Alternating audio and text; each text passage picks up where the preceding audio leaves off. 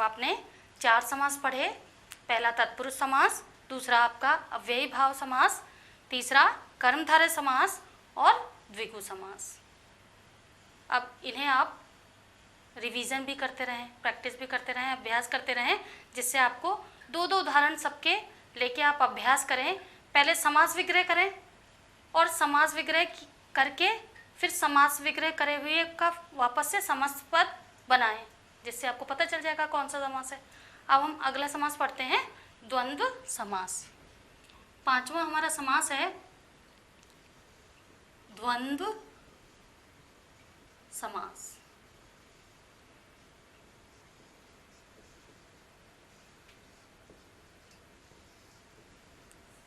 द्वंद्व समास, इस पद में दोनों ही पद, पूर्व पद और उत्तर पद, दोनों ही पद प्रधान हों और समास विग्रह करने पर उनके बीच में और, तथा, अथवा या आदि योजक चिन्ह आ जाते हैं, योजक शब्द आ जाते हैं और योजक चिन्ह भी आ जाता है। अभी मैं बता रही हूँ आपको कैसे। इस पद में, इस समास में दोनों पद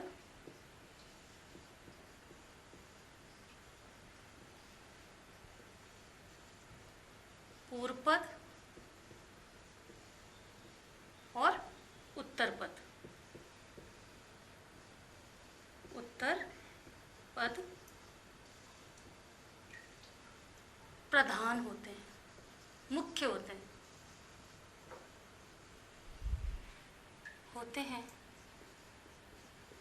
और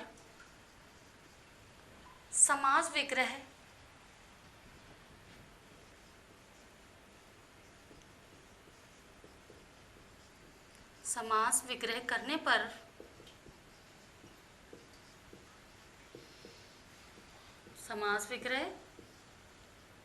करने पर और, अथवा या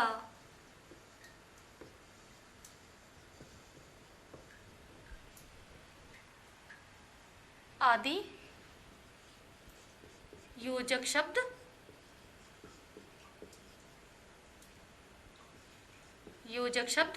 आ जाते हैं।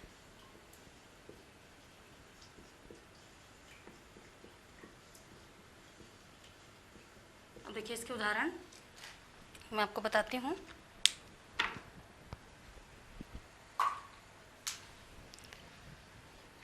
जैसे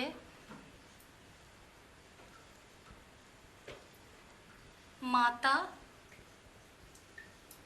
ये योजक चिन्ह लगा है बीच में, इसको योजक चिन्ह कहते हैं। जब हम विराम चिन्ह पढ़ेंगे तो इन चिन्हों को भी पढ़ेंगे। माता, पिता,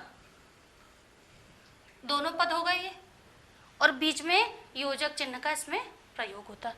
ये द्वंद्व समास है, सबसे सरल समास है द्वंद्व समास, जो आपको बहुत ही सरल तरीके से आ जाएगा।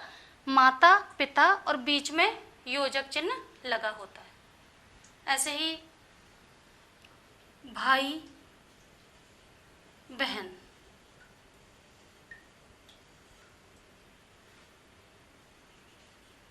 चाय, योजक चिन्ह लगेगा, कॉफी।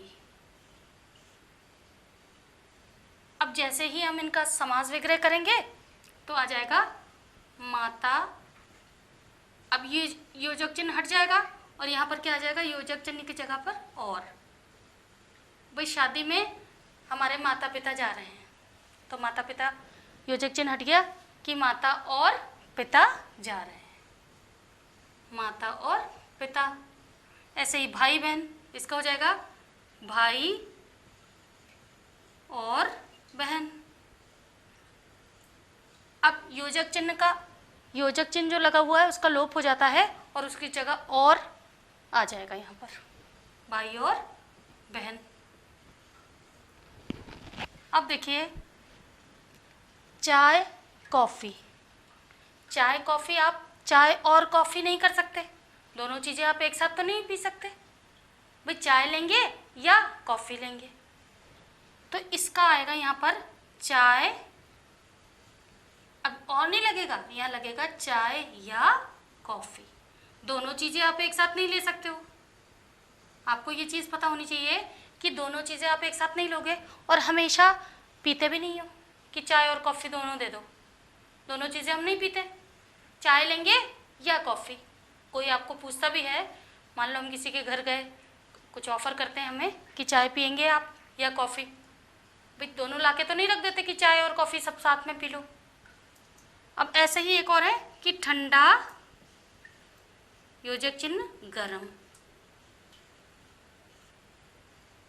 अब इसका भी यही होगा कि ठंडा या गरम। एक साथ तो ना ठंडा पी सकते हैं, ठंडा गरम एक साथ नहीं पी सकते कि फटाफट अभी कॉफ़ी पी ली और उसके बाद थोड़ी देर बाद आइसक्रीम पी ली, खा ली, या कोई कोल्ड ड्रिंक पी लिया या लस्सी पी ली। तो ठंडा या गरम एक ही चीज़ आप पियोगे, इसलिए या अथवा के लिए आता है। ये अथवा या एक ही चीज़ है, चाय लेंगे अथवा कॉफ़ी, ठंडा अथवा गरम। ये आपके यहाँ पर उदाहरण में नहीं दिए हैं, पर मैंने आपको इसलिए समझा दिए जिससे आपको इससे अलग कई ऐसे आ भी जाएं उदाहरण, तो आप आराम से इनको कर सको। अब आपके बुक में से देती हूँ, लेना देना, ये आपके बुक में दिया हुआ है। अब लेना देना एक साथ तो होता नहीं है, या तो लेना होगा या देना, लेना या देना। सबसे सरल आपका समास यही है, एक द्विगु समास और एक द्वंद्व समास। इनको बिना पढ़े भी, बिना अभ्यास के भी आप आराम से समझ सकते हो। ऐसे ही सुख दुख, तो सुख दुख तो आते रहते हैं, कभी सुख आता है और कभी दुख। सुख और दुख,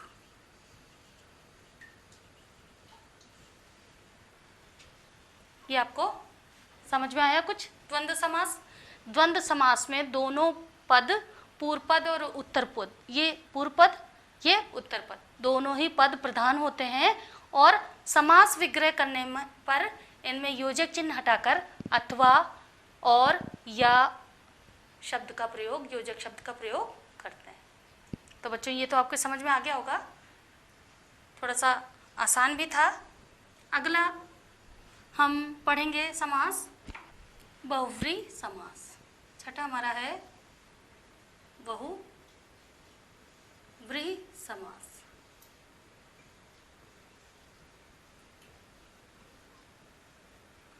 अब सबसे पहले समझ लें कि बहुव्रीहि समास क्या है। जिस समास में समस्त पद का कोई पद प्रधान न हो और समस्त पद किसी अन्य अर्थ का बोध कराए। इस समास में क्या होता है कि जो समस्त पद है, दोनों या पूर्व हो या उत्तर, दोनों पद प्रधान नहीं होता, किसी अन्य अर्थ का बोध कराते हैं। इस पद में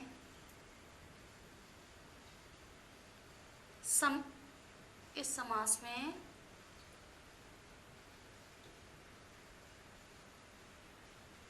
दोनों पद प्रधान न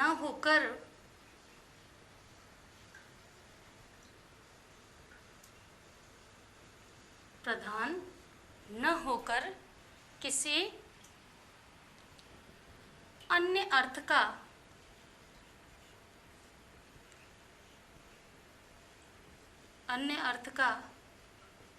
बोध कराते हैं।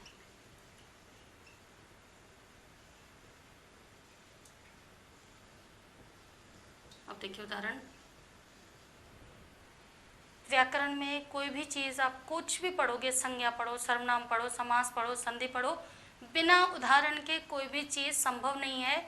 इसलिए जब भी प्रश्नों के उत्तर दें तो उदाहरण ज़रूर लिखें, उदाहरण के बिना तो आप भी नहीं समझ पाते हो। अब देखिए इसमें पहला पद है कि जैसे पीतांबर,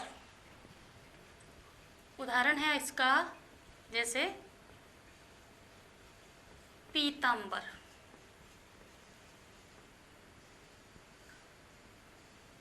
अब पीतांबर, अभी हमने पहले किया था कि पीला अंबर, वस्त्र के लिए पीला वस्त्र। अब यहाँ पर बहुब्रीहि समास में क्या होता है, दोनों पद प्रधान नहीं है। अब इसका होगा, पीत का अर्थ है पीला, है पीले हैं, अंबर जिसके, अंबर वस्त्र के लिए है, जिसके, पीले हैं अंबर जिसके, किसके हैं, अर्थात श्री कृष्ण, अर्थात श्री कृष्ण। अब पीले अंबर कौन धारण करता है, पीले वस्त्र कौन धारण करता है, श्री कृष्ण। पीतांबर पीला है अंबर जिसके, अर्थात श्री कृष्ण के। अब ये देखिए, दोनों पद प्रधान न होकर किसी अन्य अर्थ का बोध कराते हैं। अब यहाँ पे मुख्य क्या है, श्री कृष्ण, क्योंकि ये श्री कृष्ण ही पीले वस्त्रों को धारण करते हैं। अब ऐसे ही एक और लेते हैं, जैसे नीलकंठ। नीलकंठ किसे कहा जाता है, महादेव को।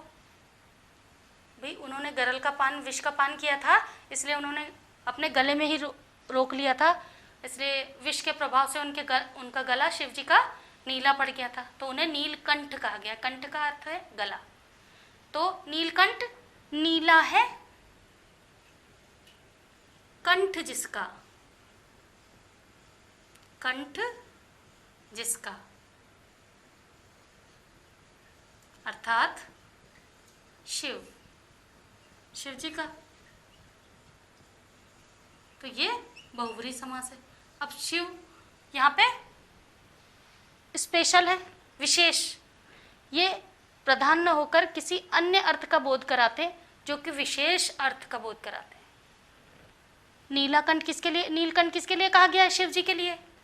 तो नीला है कंठ जिसका, अर्थात शिव। ऐसे ही चतुर्भुज, चतुर्भुज। अब चतुर्भुज तो द्विगु समास भी है, क्योंकि चार भुजाएं हैं जिसकी। चतुर्भुज ये द्विगु समास भी है, तो इसलिए कंफ्यूजन नहीं होना। जिस हिसाब से आप समास विग्रह करोगे वही समास होगा। अब चार हैं, इसका विग्रह हम ऐसे करेंगे, चार हैं भुजाएं जिसकी। अब किसकी हैं, अर्थात ब्रह्मा जी, ब्रह्मा, अर्थात ब्रह्मा, ब्रह्मा नहीं, विष्णु। चार हैं भुजाएं जिसकी, अर्थात विष्णु। और चतुर्मुख भी आ सकता है, चार हैं मुख जिनके, अर्थात ब्रह्मा। तो ऐसे ही आप कर सकते हैं। ऐसे ही एक और उदाहरण है दशानन। अब ये भी आपका द्विगु समास भी बनता है कि 10 हैं आनन, 10 आननों का समूह अगर आप करेंगे तो वो द्विगु समास बन जाता है। जैसे 10 आनन यानी मुख, 10 आनन का समूह, ये आपका द्विगु समास है। पर अगर हम करेंगे कि 10 आनन हैं जिसके, अर्थात किसके हैं, 10 आनन, 10 सिर किसके थे, अर्थात रावण। 10 सिर थे उसके, अर्थात रावण। दशानन। तो आपको ये समझ में आया बहुब्रीहि समास कि इसमें दोनों पद प्रधान न होकर किसी अन्य अर्थ, या आप कह सकते हैं किसी विशेष अर्थ की ओर का, विशेष अर्थ का बोध कराते हैं। जैसे पीताम्बर, पीला है अंबर जिसके, अर्थात श्री कृष्ण। नीलकंठ, नीला है कंठ जिसका, अर्थात शिव। तो बच्चों ये आपको समास समझ में आए कुछ। अब देखिए एक चीज़ और देखते हैं यहाँ पर कि कर्मधारय और बहुब्रीहि। जैसे मैंने आपको बताया कि द्विगु समास और बहुब्रीहि समास में क्या अंतर है। अभी मैंने आपको बताया कि चतुर्भुज में भी द्विगु समास है, क्योंकि अगर हम करें कि 4 भुजाओं का समाहार का समूह या समाहार एक ही चीज़ है, 4 भुजाओं का समूह, तो ये आपका द्विगु समास बन गया, आपका द्विगु समास है। और हमने यहाँ पर 4 हैं भुजाएं जिसकी, अर्थात विष्णु, तो ये बहुब्रीहि समास है। तो जैसा आप समास विग्रह करोगे, अगर आपने ये लिखा कि 4 हैं भुजाएं जिसकी, अर्थात विष्णु, और समास लिख दिया आपने द्विगु, तो वो गलत हो जाएगा आपका। आपको मार्क्स, आपको नंबर नहीं मिलेंगे, क्योंकि समास का विग्रह गलत किया है आपने। विग्रह सही कर दो तो समास भी सही होना चाहिए। अब एक चीज़ और देखते हैं बच्चों, कर्मधारय और बहुब्रीहि समास में अंतर। कर्मधारय और बहुब्रीहि समास में अंतर क्या होता है। बहुब्रीहि समास में अंतर क्या अंतर होता है, ये भी जानना बहुत ज़रूरी है। देखिए, कुछ समासपद कर्मधारय और बहुब्रीहि समास हो सकते हैं, किंतु विग्रह करने पर स्पष्ट हो जाता है यदि समस्त पद के दोनों पदों में विशेषण विशेष्य का संबंध हो तो कर्मधारय समास होगा, और विग्रह करने पर यदि दोनों पद किसी अन्य पद की ओर संकेत करते हैं तो बहुब्रीहि समास होगा। जैसे मैंने बताया कि दशानन, अब दशानन इसका आपने विग्रह किया 10 मुखों वाला,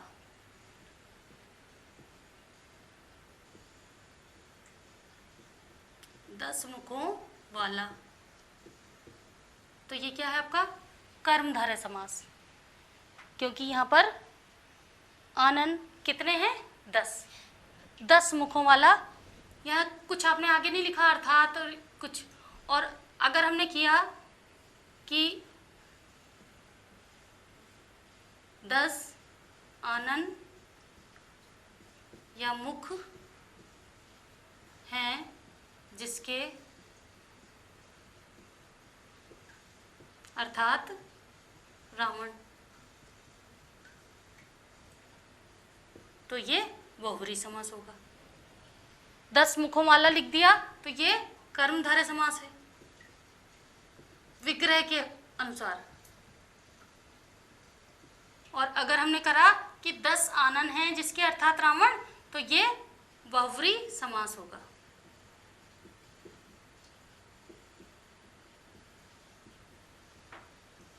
समास विग्रह के ऊपर सब टिका होता है, जैसा आप समास विग्रह करोगे वही समास आएगा। तो बच्चों हमने इसमें सीखा कि जो शब्दांश शब्दों से पूर्व जुड़कर उनके अर्थ में परिवर्तन या विशेषता उत्पन्न कर देते हैं उन्हें उपसर्ग कहते हैं।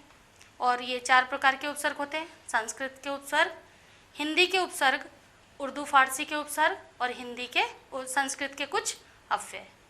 फिर शब्दों के अंत में लगकर जो शब्दांश नए शब्द बनाते हैं उन्हें हम प्रत्यय कहते हैं। और धातुओं के अंत में जुड़ने वाले कृत प्रत्यय अन्य शब्दों के अंत में जुड़ने वाले तद्धित प्रत्यय कहलाते हैं। और 2 या 2 से अधिक शब्दों के योग से नया शब्द बनाने की प्रक्रिया को समास कहते हैं। समास के 6 भेद हमने पढ़े, तत्पुरुष समास, अव्ययी भाव समास, कर्मधारय समास, द्विगु समास, द्वंद्व समास और बहुब्रीहि समास। तो अब बच्चों अब आप अपनी बुक खोल लीजिए और उसी में आप जो मैं आपको करवाऊंगी, आपको कुछ समझ में आया तो आप भी बताएं। अब प्रश्नावली का पहला प्रश्न देखिए कि सही विकल्प पर सही का चिन्ह लगाइए। तो देखिए आपका सही विकल्प पर सही का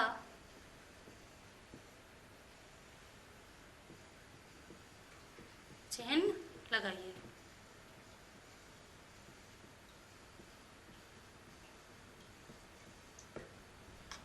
देखिए इसमें 3 दिए हुए हैं कि हिंदी में कितने प्रकार के उपसर्गों का प्रयोग किया जाता है। हिंदी में कितने प्रकार के उपसर्गों का प्रयोग किया जाता है। 1 दिया है, 2, 3 और 4। तो हिंदी में कितने उपसर्गों का प्रयोग किया जाता है? 4। तो तीसरे वाले पे सही का निशान लगाइए, 4।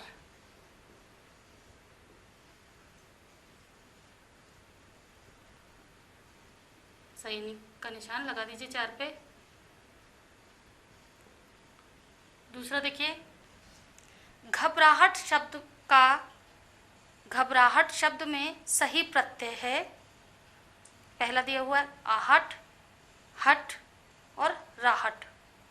तो घबराहट में सही प्रत्यय कौन सा है? नंबर 1 आहट। इस पे सही का निशान लगाइए। फिर तीसरा देखते हैं, समास का अर्थ है। नंबर 1 छोटा करना, बड़ा करना या खींचना। समास का अर्थ होता है, पहला ऑप्शन सही है, छोटा करना। मैंने आपको बताया है संक्षिप्तीकरण की प्रक्रिया को समास कहते हैं। इस पर सही का निशान लगा दीजिए। चौथा है आपका, इनमें द्वंद्व समास का उदाहरण है। द्वंद्व समास, भाई बहन, माता पिता, 1 व 2 दोनों। कौन सा है? दोनों ही है। तो तीसरा ऑप्शन सही है। तीसरा लगाइए, 1 व 2 दोनों।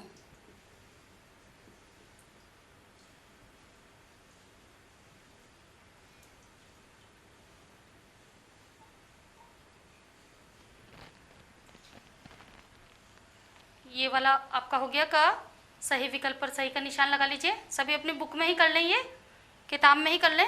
ख देखिए, अब निम्नलिखित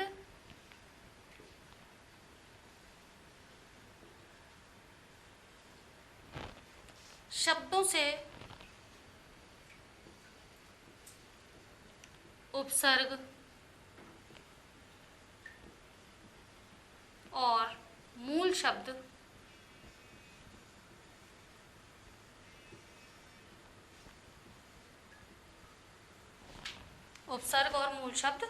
अलग अलग करके लिखिए।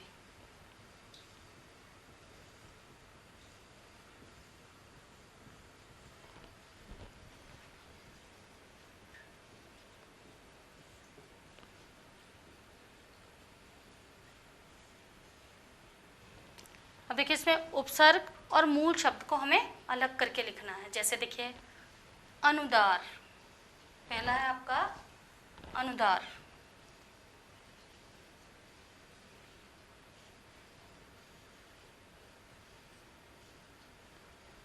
अब इसका आपको उपसर्ग और मूल शब्द अलग करके लिखना है। तो अनुदार का उपसर्ग लिख लीजिए अन, और दूसरा उदार। ये आपका उपसर्ग है और ये मूल शब्द।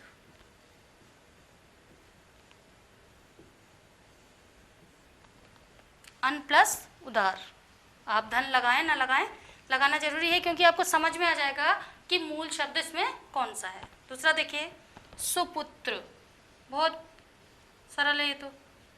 सुपुत्र, तो सु आपका उपसर्ग है और पुत्र मूल शब्द।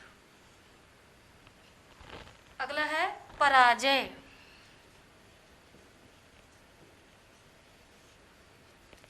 परा उपसर्ग है इसमें और जय मूल शब्द।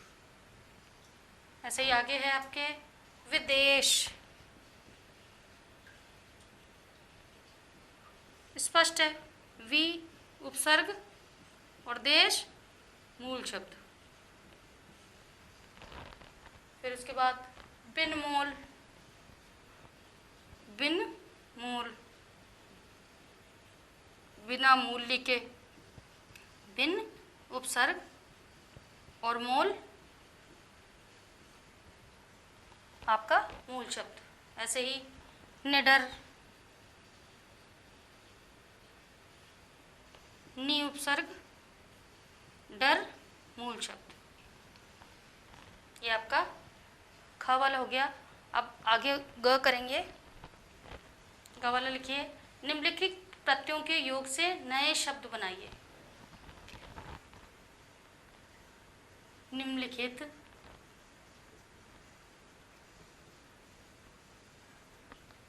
प्रत्ययों के योग से नए शब्द बनाइए।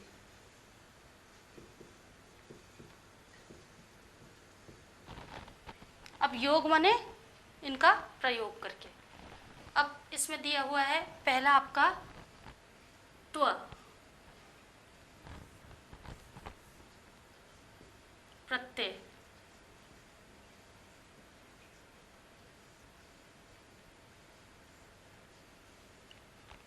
नए शब्द।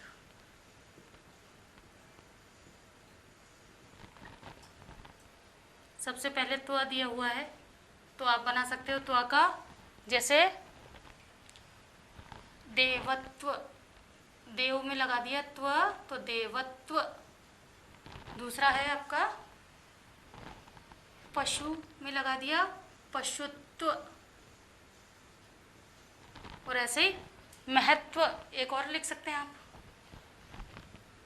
जो याद हो आपको, महत्व। फिर अगला शब्द है एया।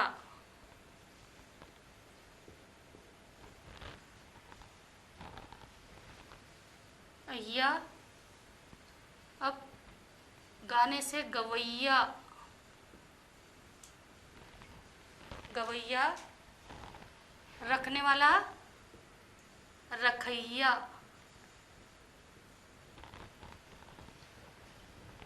फिर अगला है आपका आलू। आलू प्रत्यय। अब आलू प्रत्यय अगर झगड़ में लगा दें तो झगड़ालू। और ममता में लगा दें तो ममतालू।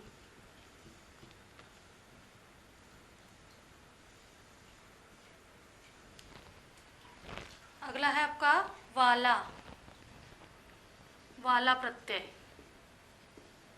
वाला तो बहुत सरल है, चाय में लगा दें तो चाय वाला, और सब्जी में लगाते हैं तो सब्जी वाला।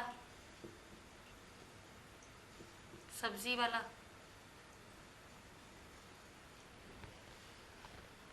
फिर अगला प्रत्यय अक।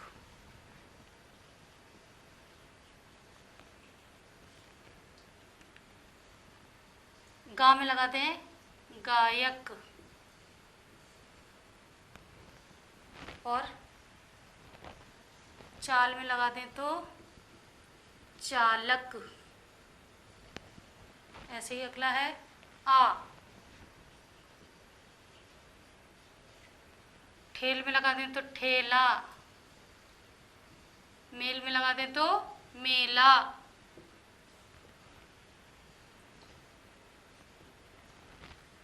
नेक्स्ट है आपका पन। पन प्रत्यय है ये, अपना में लगा दें अपनापन।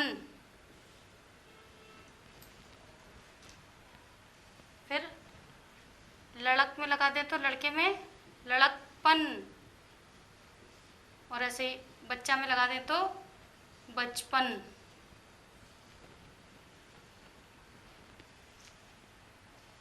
आई प्रत्यय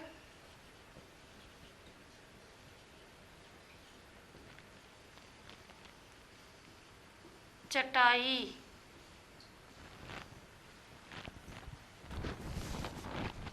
बुन में लगा दें तो बुनाई।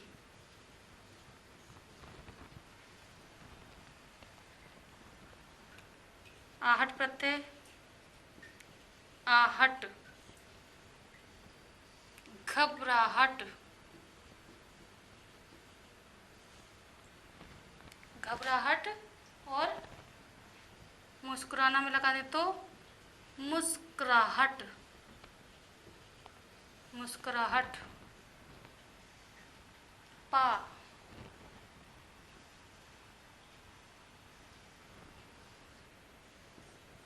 पा प्रत्यय मोटा में लगाते हैं मोटापा।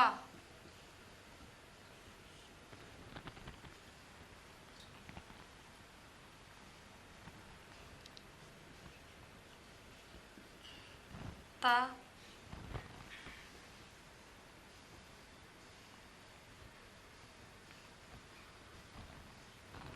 फिर ता प्रत्यय और छोटा में लगाते हैं तो छोटा पा। ता प्रत्यय में मधुर में लगाते हैं तो मधुरता। ऐसे ही सुंदर में लगाते हैं सुंदरता। फिर हरा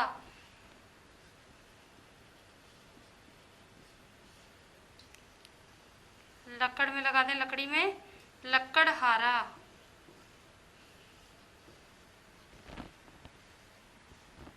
ऐसे ही पानी में लगा दें तो पनिहारा।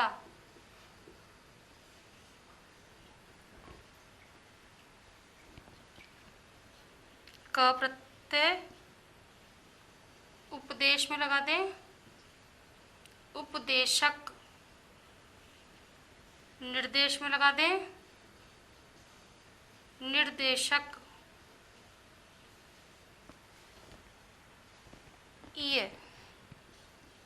ये प्रत्यय भारत में लगा दें तो भारतीय, और राष्ट्र में लगा दें तो राष्ट्रीय। देश में लगा दें तो देशीय। तो ये आपके अगला घ हम अगले वीडियो में करेंगे।